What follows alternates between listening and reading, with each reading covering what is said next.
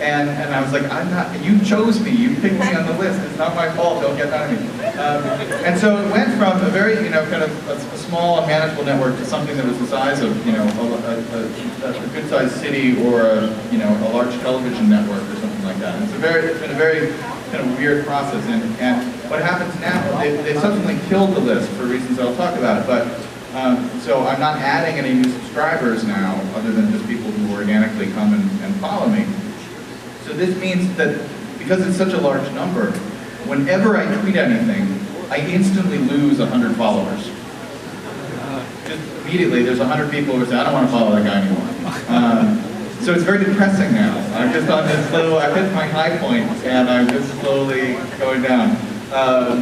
It makes it hard for me to actually get up the momentum to tweet anything anymore when I know I'm going to lose so many people every time I do it. But the reason they killed it is the basic sense that people hated the suggested user list. And they hated it for a very good reason, which was it created a disproportionate number of followers for a small number of people who in a sense hadn't earned that following. Oprah deserves 1.5 million followers. I do not deserve 1.5 million followers. And the reason why it was such a problem is that it distorted the social graph. The social graph is what we call, it's kind of the fancy term for basically the map of the social network. So it's the software's ability to keep track of everyone who is connected to everybody else.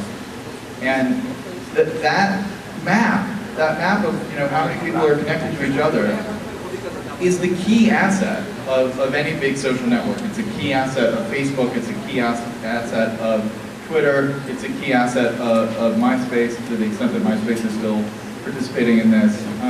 The ability to kind of both have software that recognizes those social connections and accurately represents them, and to expose that network to other people so that they can build on top of that network and do interesting things with it, about which we'll talk a little bit more.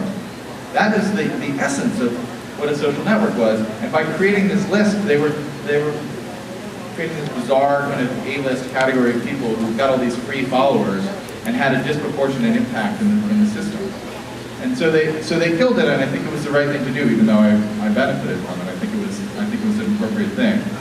And I think the controversy about the suggested user list points to an important thing, that people feel very passionate about these networks.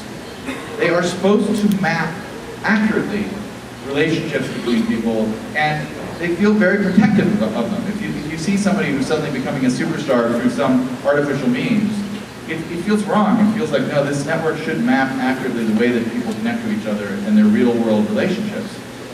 So we saw that passion and how strongly people feel about these things just a few weeks ago when Google rolled out Google Buzz. How many people followed the Google Buzz story? So Google Buzz is Google's attempt to build something quite like Facebook and Twitter. It's this interesting place where Google is actually playing catch-up, which is not a position they're normally used to playing. And in starting their social network, they decided that they would get around the problem of what do you do with the user on day one? How do you get him to populate, or her to populate his or her network? Instead of creating a suggested user list, they said, hey, we've already got a social network built into people's email contacts with Gmail. We know everybody you've emailed for the past 5 years, for the past 2 years, or something like that. And so we can kind of auto-populate your list of people you want to follow by looking at your Gmail contacts and suggesting people and creating this network for you, instantly when you sign up for the service. So they built it into Gmail, and they basically set it up so that your network would be created and would become public pretty much without you doing anything other than saying, yes, I'd like to join Google Buzz. This meant that a whole network of people that you'd been interacting with in Gmail through email were suddenly part of a public social network. And it caused a firestorm of criticism almost immediately. Because people actually had a very clear distinction in their heads between what happened in their email correspondence and what happened in their kind of semi-public life in social networks. Somebody who's, furtively interviewing for jobs and thinking about quitting their job at work and sending a bunch of emails from their Gmail account to a bunch of other potential employers, suddenly those employers show up in their social network. That's a mistake. That's not something you want to happen. You want to have happen. And so Google quickly backtracked, but it really revealed how strongly people feel. They turned the feature off basically and made it much harder to kind of automatically expose your network in that sense.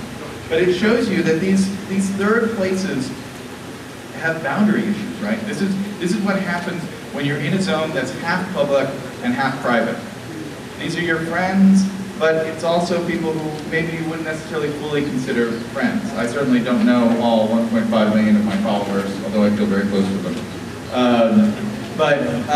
So you're half in private and half in public in this way, and when we create applications, when we create services that use these social networks, we have to be very aware of these boundary issues, the privacy issues, the feeling of ownership that people have, and you can get in a lot of trouble quickly by kind of moving roughly over those sensitivities.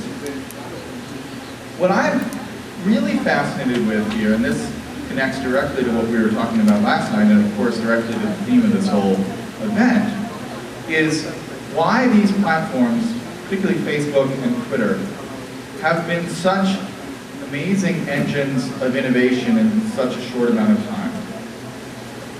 Twitter as a service, Facebook as a service have been dramatically transformed in terms of the uses people are getting out of them in the short number of years, 2 to 4 years that they've been around.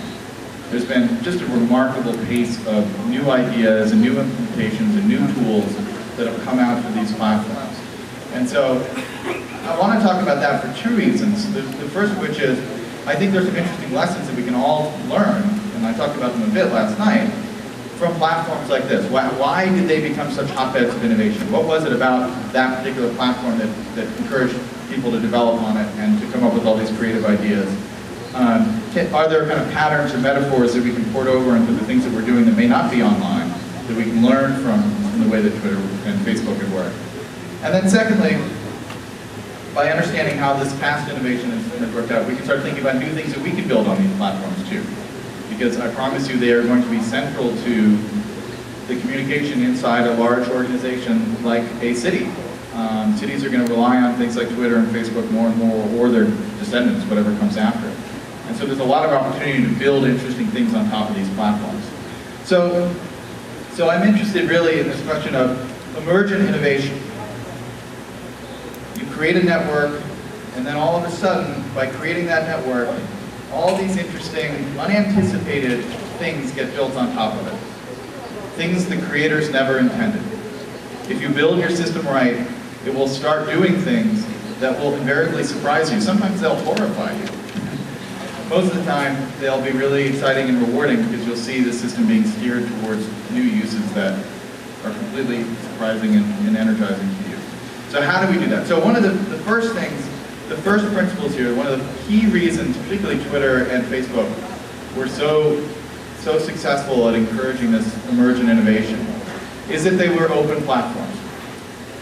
So that anybody could come along and develop on top of these systems, the application space on Facebook and then the entire Twitter platform. So one way to think about this is to think about APIs. How many people know what an API is?